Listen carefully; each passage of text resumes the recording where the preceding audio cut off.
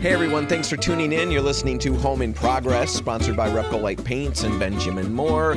And today on the show, we're going to be continuing a series that I started last week about organizing our memories. Last week we covered digital photos, basically the mess that we keep in our phones. Today we're going to go down to the storage shelves in the basement or whatever, and we're going to start by tackling our massive, massive collections of photos. We'll also be talking about a surefire cure for the winter blues, if you happen to be feeling those. I've got the cure. And we'll also dig into everything you need to know to have great results with your interior painting in the winter. There definitely are a few things that you need to be aware of, and we'll get to all of them in a little bit. But right now, let's tackle something simple but practical, an old car emergency kit.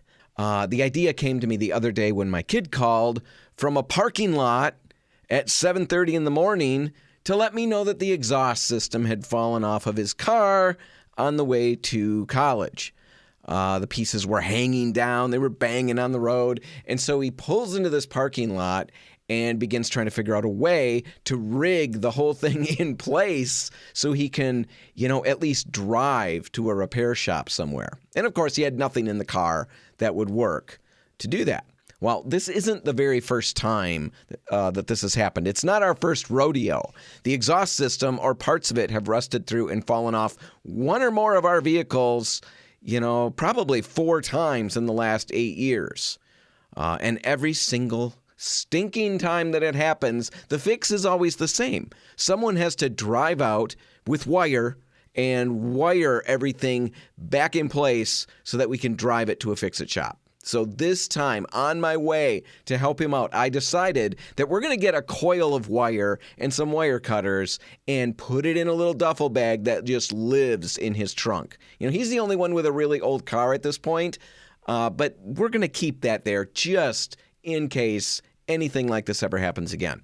And that got me thinking about other things that have saved our bacon or would have saved our bacon over the years, with our older cars. Not a disaster kit, not some roadside survival collection of goodies or things like that. Just a few simple things that earn their keep. So I started making some notes as I was driving out there to help him, and here's what I came up with. Here's my recommendation. If your kid or your grandkid, or maybe you, are driving around in an old vehicle that's seen better days, maybe this is worth adding to your trunk. Okay, first thing, I've already mentioned it, but I'll say it again. Wire and wire cutters. It's perfect for stringing up exhaust pipes, heat shields, loose brackets, basically dangly things that need to stop being dangly right now.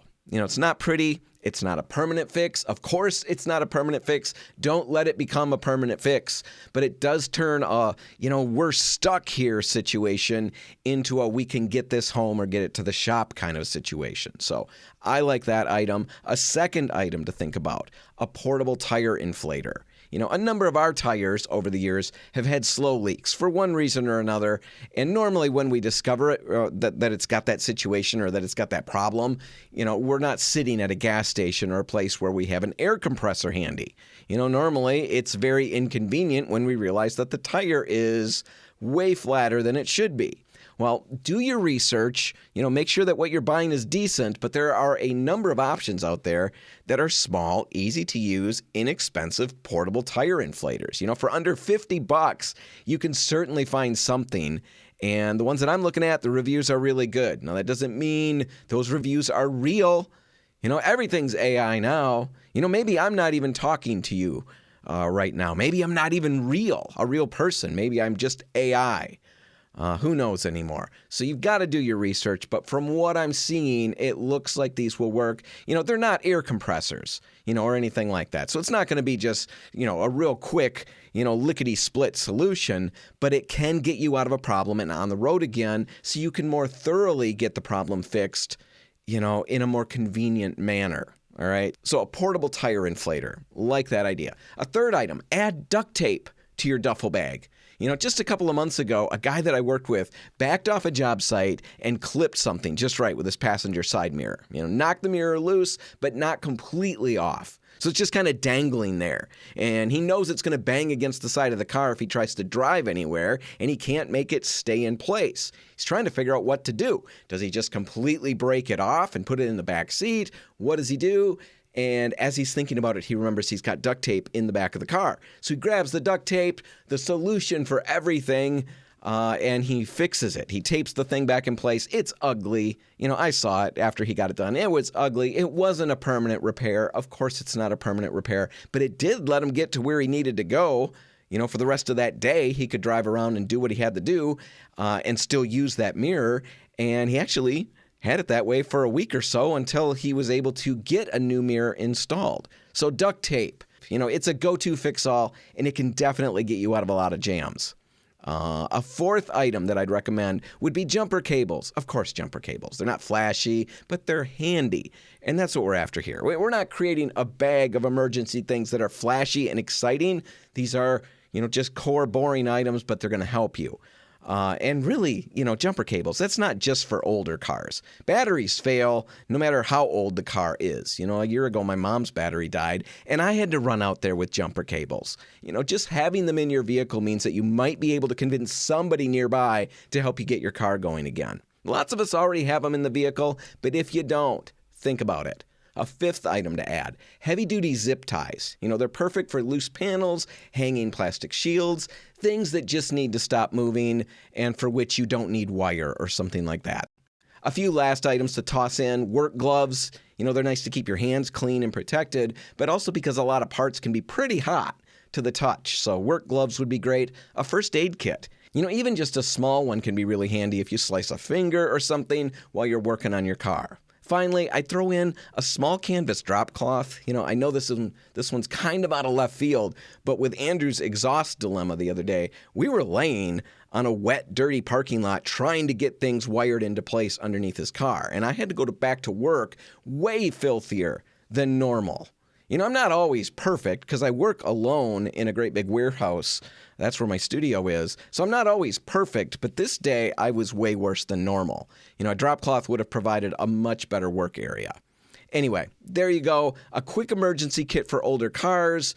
And you know what? I am aware of the fact. Maybe there's a handful of people out there who are thinking, wait a minute, all these things that he's added, if the police ever search your vehicle and they find a duffel bag with zip ties, wire, you got gloves, you got duct tape, it does look kind of like, you might be up to nefarious things. But maybe if you put a sticker on it or a little note inside that says emergency, kit for my old car, maybe that won't be a problem. Just don't get pulled over and don't give them reason to search your vehicle. That's really going to solve all of that. But anyway, I wanted to point out I was aware that a number of these items could lean themselves towards nefarious. The drop cloth, you got to put the body in something. Just saying, I'm not recommending or endorsing. RepcoLite does not endorse any of what I just said. I'm going to move on. Think about it. An emergency kit for your car might be a good thing to do. All right, I don't know about you, but there might be just a little bit of the winter blues going on around at my house. The good news is I've got the cure, and I'm going to get to that right after this. Home in Progress is brought to you by RepcoLite Paints and Benjamin Moore. People often think of paint as just another line item on the project supply list. But here's the thing. Everything you do, every hour of prep, every stroke of the brush, all comes down to the quality of the paint. The paint is the project. Make sure it's the best. You know what? Every single winter this happens. Things start to get a little dicey in our homes. Especially after this past week or so with all of those school closures, the business closures, the cold, you name it. With all of that, the things got a little bit dicey at my home, and I'm assuming maybe at yours too. Because I received multiple texts from friends, and the idea in those texts was always the same. Basically, they were saying, I need to see somebody other than the people in this house with me right now. And I get it. I love everybody in my home dearly. I dearly, dearly love them. And yet face-to-face for days on end gets to be a little much, if you know what I'm saying. The dogs, too. My goodness, the dogs, even more so than the people. The dogs, I love them. I do, but I could do with them having a dog vacation, away from me. Right now it's just us, 24/7, and they're in your face all day long, making sounds, looking like they need something, like you've let them down in some regard. I don't know what their deal is. I think they're feeling the winter blues as well. They're certainly playing into my experience of the winter blues. They're helping make sure that I really feel it this year. In the spring, summer, fall, pretty much the rest of the year, we can go outside comfortably. We can go walking. We can find some distraction. I can go outside right now. I get that. Because there are some people shouting at the radio right now that you just go outside, loser. You can do that right now. I know I can, but it's cold out. It's not really tons of fun out there. And when I'm outside, really, all I really want to do is go back inside. Until I get inside and see everyone and the dogs, sitting there waiting for me, then I want to go outside again. Maybe I'm stir crazy. Maybe I'm just crazy. I don't know.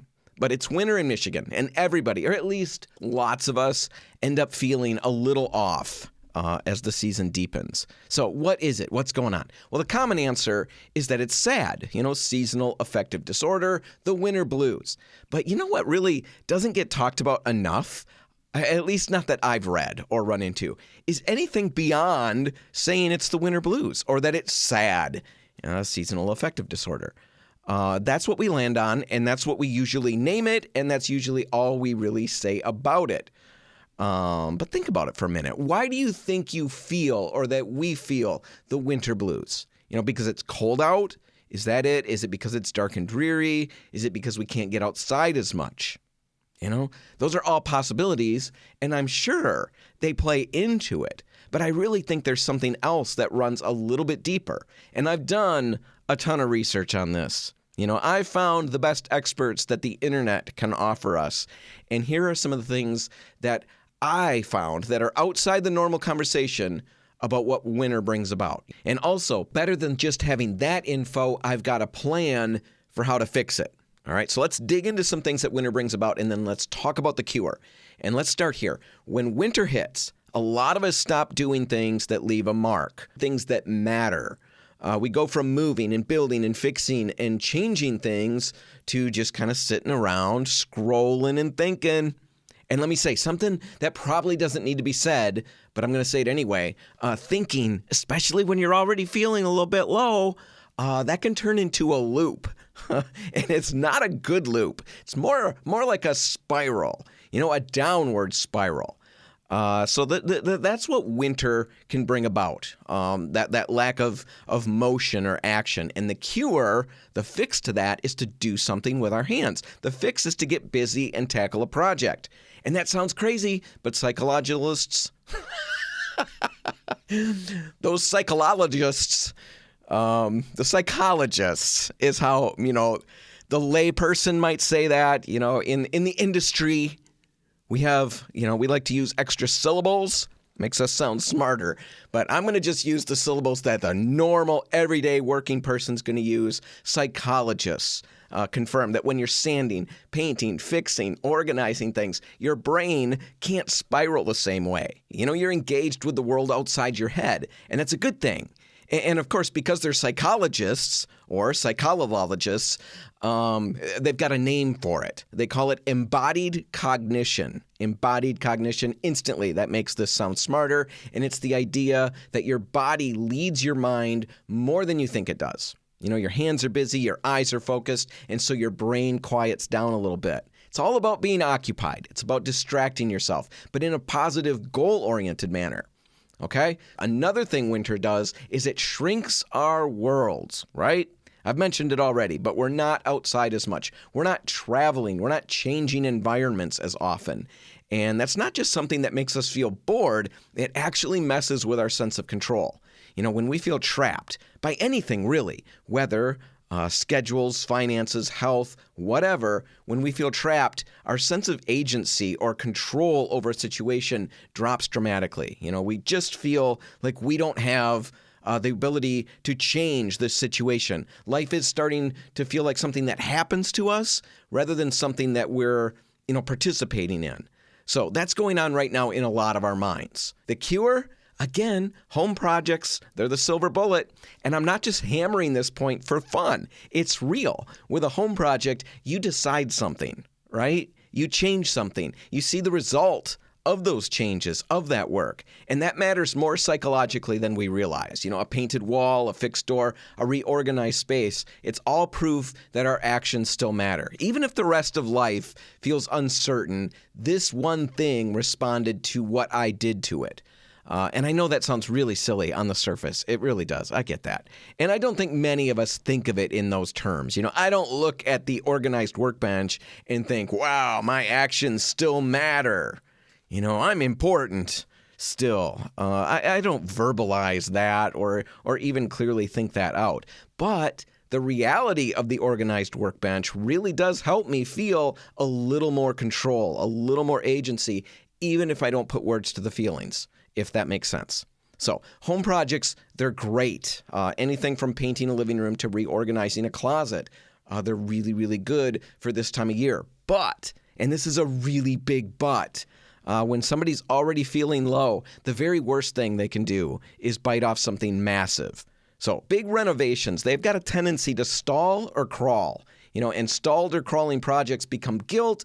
Guilt feeds avoidance, and soon you're back on the couch eating Pringles out of the tube and feeling worse than you had in the beginning.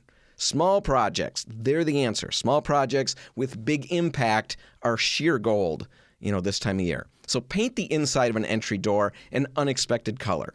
Really simple project with the potential for a huge payoff, huge impact on your entry or your foyer or whatever. And we talk about it all the time on the show, but an unexpected color on the inside of, specifically an entry door really can spark your creativity in that space. It might be all you need to do in that area. Just put a new color on the door and the whole space looks great, but it also might give you ideas for new ways to fill that area. It gets you moving. And it's a simple project. Paint your bathroom, another small project. Usually you don't need much paint for this, but the impact, again, is huge. The bathroom is typically one of those recharge zones in our homes. It's a self-care area. Not only are you doing some physical work and tackling a project, which is good, this time of year, but you're also creating a space that's going to feel even more rewarding to spend time in. So double benefit with that. You could freshen a bedroom up. You could organize a closet. You could fix a squeaky door that's annoying you. Back in August, I talked about some squeaky floor fixes. 2 nights ago, for some reason, I had a dream about the annoying squeaky floor in my hallway. I'm not kidding. And I was down in the basement getting ready to fix it in my dream. Maybe this is a sign that this is bothering me more than I realize. But if you've got some annoying squeaky floors, check out episode 419 and fix them, or fix anything that's been annoying you. Just make sure it's small and accomplishable. Psychologically, completion is going to matter more than the scope of the project. All right? So that sounds good. But there's a common complaint or struggle or issue that comes up all the time. I can't spend a lot of time on it, but it's this: I don't feel like it. It all sounds good, but at the end of the day, I don't feel like it. I don't have the energy. Well, I was kind of surprised to learn this, but there's something, again, psychologists will tell us they figured it out a long time ago, and it runs totally backward to how most of us think. But you don't wait until you feel better to do something. You do something, and then you start to feel better. It's called behavioral activation, and it's a fancy term for a really basic idea. Activation comes before motivation. So if you don't feel like something, just waiting around for that day when you're going to feel like doing it, it's probably never going to come. But if you start doing something, you're going to find you don't mind this project at all. So really, you kind of got to just jump in and get going. So find a small project. I think it's the answer for kind of what we're feeling right now. And it doesn't have to be paint related, but if it is paint related, you're going to want to know a few things about painting inside in the winter. And we're going to get to all of that right after this. Home in Progress is brought to you by RepcoLite Paints and Benjamin Moore. Think about it. You spend hours prepping, sanding, taping, and then finally painting. Don't throw all that work away with an inferior product. The paint isn't just another supply. The paint is the project. Make sure it's the best. We're deep into winter right now. And I don't know about you, but I am starting to hear the same thing from a lot of people. I just need to do something. And maybe after last segment, you're one of those people. Maybe I've convinced you. If that's the case, a great project to do is a little interior painting. Now, I know it doesn't need to be paint, but painting's a pretty good place to start. Now, for me, I've always been a big advocate of interior painting in the winter. But I've been surprised lately to run into some people, a number of them, who think that painting inside in the winter is kind of a no-go. that it's not something that you should be doing. That's very strange to me, but that's what they're thinking. It's not the right time for an interior project. Well, the big concerns that they usually bring up are the fact that it's cold outside. Even though we're painting inside, they're worried about it being cold outside. And that's not completely crazy. So don't blow that off. There are some thoughts with that, but it's not a major thought. Another concern that they've got is that they can't open windows to ventilate as they work. At least we can't open them as freely as we can during the rest of the year. Well, those concerns, like I was kind of saying, they're really not that big of a deal. And we're going to get to why that's so in a little bit. But first, here are a few reasons why I think winter is surprisingly good for interior projects. First off, you're already inside, right? It's not like the great outdoors is calling your name right now. I know being stuck on an indoor project when birds are singing and the weather's beautiful, that's tough. It's tough to stay focused. It's tough to not want to go outside. But right now, the only birds out there are vultures, and they're circling over your house, just waiting for you to go outside. If they're even outside, they might even be inside. They're probably struggling with the winter blues too. So being involved in an indoor project right now, that's really no big deal. It's a perfect time for it. Second, professional availability. If you're not interested in doing the work yourself, it's maybe a little better for you if you do it yourself, but, maybe you and that's not the way to get good results. If you are interested in hiring it done, just seeing the changes happen in your home will be really good and really helpful. If you're thinking along those lines, it's sometimes easier to hire a painting contractor in the winter. A number of our contractors find that customers just aren't scheduling as heavily during these months. So it's possible to get on the schedule and get the work done faster right now. It's a possibility. A third reason winter painting or winter projects are great, as I've already mentioned, tackling a project is good for our brains and our psyches this time of year. It's good to be busy. All right, so let's say you're thinking about jumping in. You're going to tackle a project. There are a few things that you need to know to make sure that you get the best results. The first one I want to talk about is humidity. The humidity level in the air affects the dry time of paint. And if you do a little research about painting in the winter, you're going to find all kinds of sites, most of them, saying that winter's great because the paint dries so fast.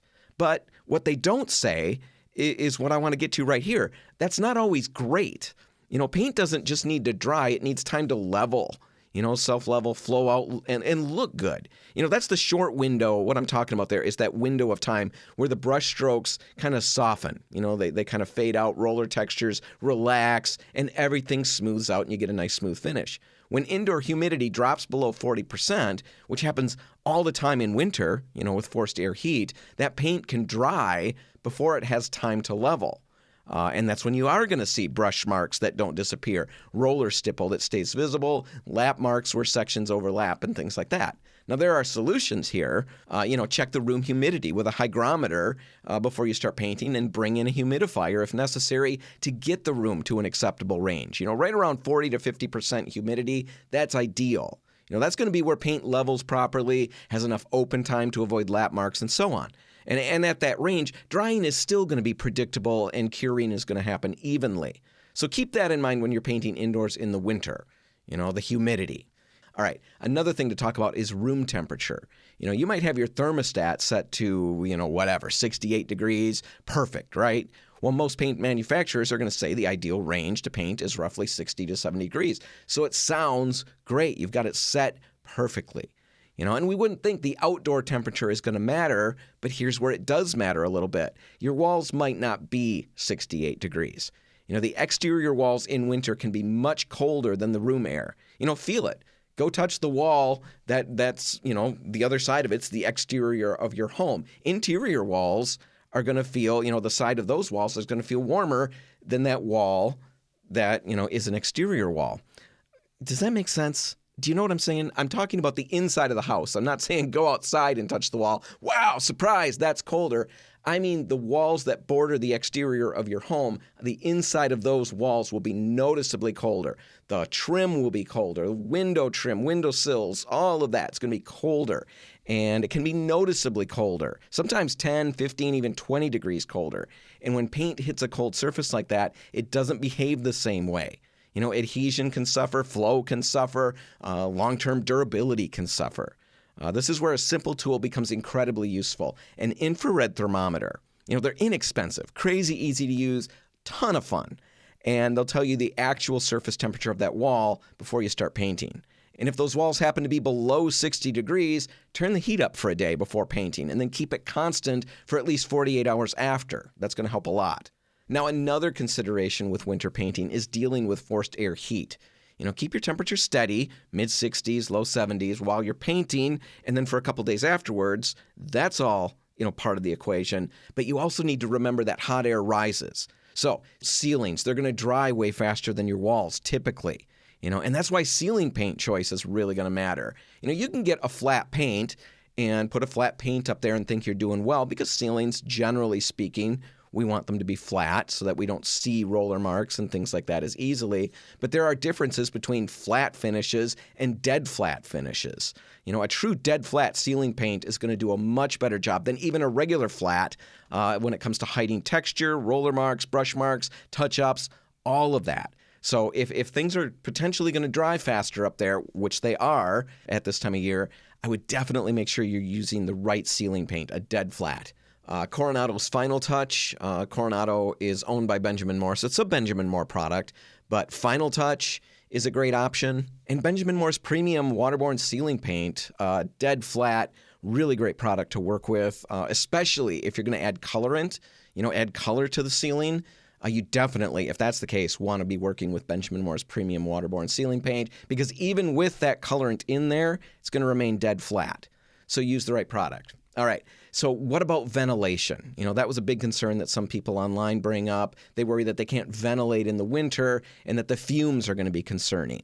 Well, the real scoop here is that most modern interior paints are going to be low VOC. So you usually don't need to even crack the windows open. It's not really going to be a big deal. Just allow air to circulate between rooms and you should be good.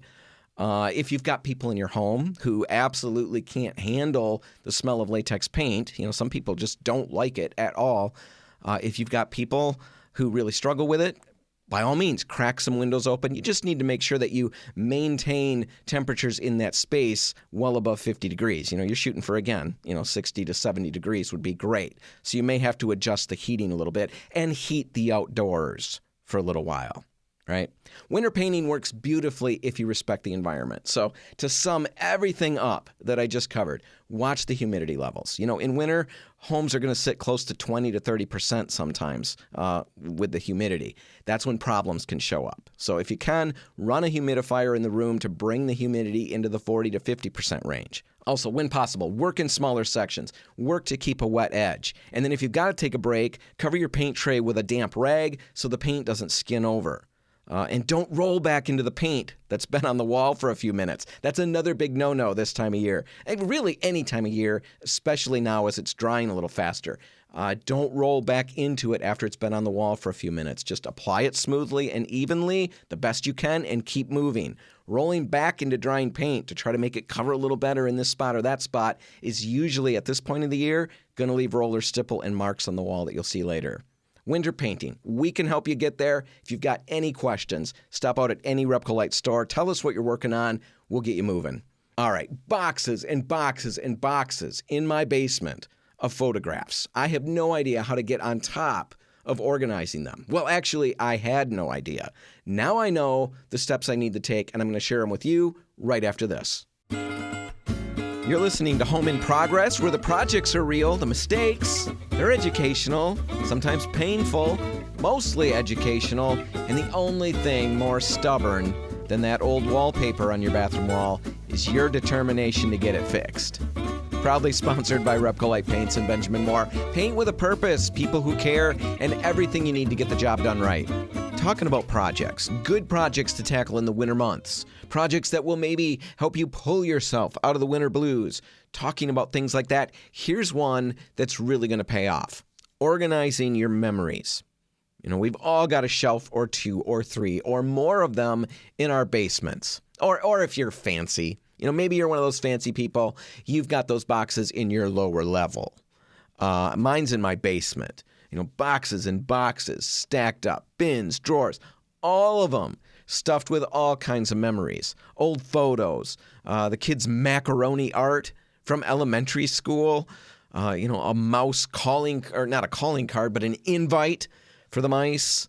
I've got those things. I've got birthday cards coming out of my ears. I've got drawings and sketches, homework assignments that we saved. Remember how much they hated doing this homework assignment? Oh, good memories, right? Remember all the tears at the table? I don't know why we save homework assignments, but we do. We've got VHS tapes of all these things that seem like crazy important events at the time and more. Boxes and boxes and boxes. And I'm assuming your basement looks similar, or your lower level looks similar. You've got that stuff. And chances are most of it just sits there, sits there taking up space. And at least in my case, creating guilt. Because we love these things, right? They're memories, they're important, but they're also overwhelming. So today I want to talk about what to actually do with all of it, how to organize it, how to decide what to keep, how to deal with the emotional weight of letting things go without losing your mind. Because experts, organizers, archivists, psychologists, that's a little throwback joke to last segment, psychologists, they've all figured out some really smart approaches to this, and I think they can help us. So let's start today with photographs. And next time we'll look at some of the art and stuff like that because it's too big to break or to cram into this one segment. So photographs, because that's usually the biggest category people are dealing with, the biggest struggle. Now, if you've got boxes and boxes of printed photos, and I'm guessing a lot of you do, the experts all say the same thing. Don't try to tackle everything at once. This is not a weekend project. It's just not. One professional organizer said most people have their photos scattered across, catch this, 5 to 7 different places. All right, the basement, the garage, under beds, in closets, maybe even at somebody else's house, your parents' house, whatever.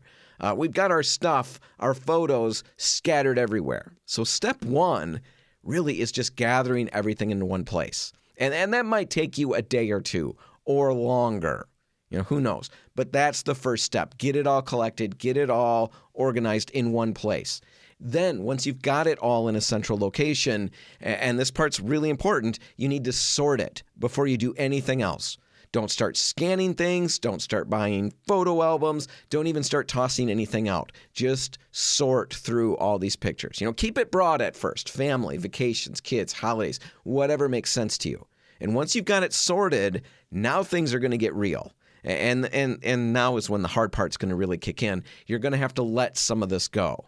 And the tendency we all feel is that we can't get rid of any of these things. At least that's the tendency I feel all the time. I feel like tossing them out is something I'm going to regret later. And I'm always worried about that future regret.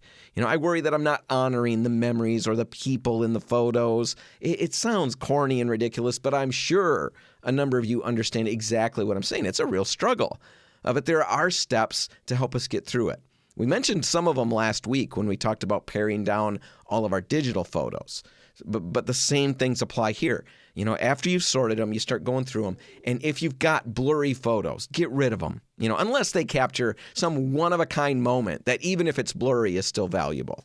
That's possible. But blurry photos, generally you can get rid of those. If you've got duplicates or near duplicates, keep 1, 2, or 3, ditch the rest. It's a really easy step there. Photos of people that you don't recognize, hey, unless there's a real reason to keep them, maybe it's an amazing portrait of somebody, and even though you have no idea who it is, maybe that's really cool. Photography at its best, maybe then keep it. But if you don't know who it is, probably let it go. Maybe you need to find out from other people in your family if they know who it is. You might need to do that, but generally speaking, you can let those things go. Photos of landscapes. I've got so many photos of what I thought was a beautiful image, a beautiful, landscape, beautiful scenery all around me. If I don't have people in those, I never look at those again. And really, they never look as good as what I was looking at in real life anyway. It's always kind of just paltry compared to what I was seeing. So probably you can let a lot of those go. Think of it this way. You're not getting rid of priceless memories. You're curating a collection so that the memories that you keep, can really shine and can be enjoyed. One organizer, I thought this was great. She said it perfectly. If everything is special, then nothing's special. Okay, if everything is kept, you're really not going to enjoy any of it. The ones that you keep, the ones that you curate, you're going to really be enjoying them a lot more. So think of it that way. That might help you get through the pile. Now, another thing that can help you if you're still struggling is to convince yourself, tell yourself that you're creating a greatest hits collection. Ask yourself, if I can only keep 100 photos from this year or this decade or whatever it is, which ones would make the cut? Which ones would make the greatest hits collection from 2025 or whatever? That question really has the potential to change everything, because now you're not asking, can I throw this one away? You're asking, does this deserve to be in the top 100? It's a much easier decision, the experts would tell us. Finally, here's something that gives a lot of people peace. You take photos of photos before you let them go. If there's a photo that you don't love enough to keep, but letting it go feels wrong, take a quick picture of it with your phone. Then you've got a digital record if you ever need to reference it, but it's not taking up physical space. If you want to get really fancy about it, get a flatbed scanner and scan these photos in before discarding them.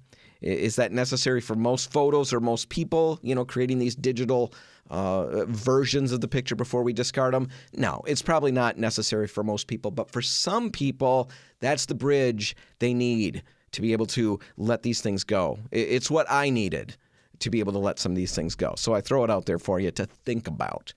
Once you've sorted and discarded the photos that didn't make the cut, now you want to make sure you spend your time storing those physical prints that you're going to keep, storing them properly in archival quality boxes or albums, not shoe boxes, not old cardboard boxes with sticky notes.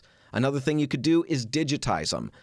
Just as we mentioned with the photos that you couldn't justify keeping but didn't want to toss out, digitize them.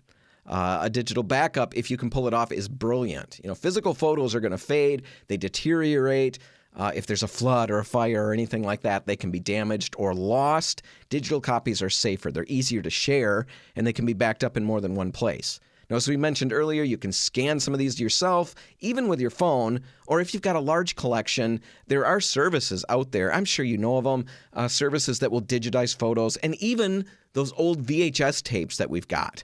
They'll digitize all of that stuff and get it back to us. Some of those places are faster than others. Some take longer. The prices will vary. But the big takeaway is this: you don't have to do it all yourself. Just look online.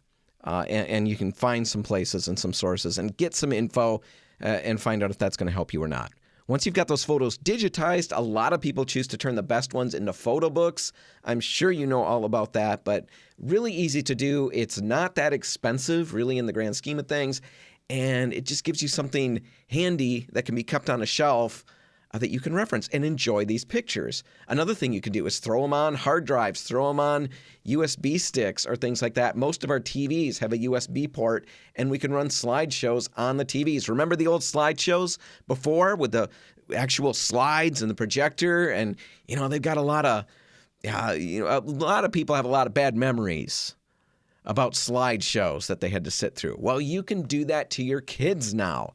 And show them all these old pictures, and they'll probably like it better than you think they will. But having them digitized gives you a lot of different options. You could put them on a mug, for heaven's sake, and that's a win in my book. Anyway, next week we're going to dig into how to do the same thing with kids' artwork, their baby clothes, and all of the other physical items, physical memories that take up space in our homes. But for now, that's going to do it. That's all the time we've got. If you want to catch this one again, you can find it online at RepcoLite.com. Just click the On the Radio tab right on the homepage. Or you can just search for Home in Progress wherever you get your podcasts. Check it out. Consider subscribing. We've got over 440 episodes out there, and they are filled to the brim with the most brilliant of thoughts on many, many different topics. So check out Home in Progress as a podcast. It's probably going to change your life. Not to oversell it, but you'll probably never be the same after subscribing. All right. Enjoy today. Have a great weekend, everybody, and I'll see you next week. For Home in Progress, I'm Dan Hansen. Thanks for listening.